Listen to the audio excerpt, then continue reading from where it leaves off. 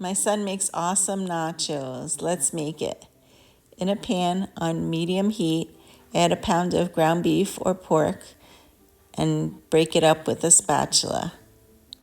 We're seasoning it with some Cajun seasoning, but you could use taco seasoning or chili seasoning, whatever you like. Add some salt, add some pepper, and add some garlic powder or garlic, and brown it to your desired doneness. Put a base layer of nachos on a plate with some shredded cheese and microwave for about 30 seconds.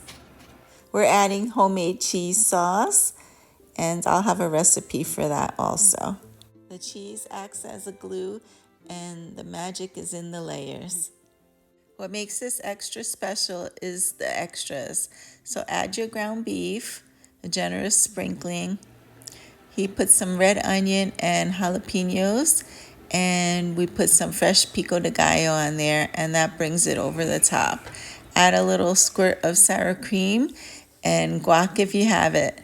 Look how delicious that looks. Great for game day or a movie night or any other day.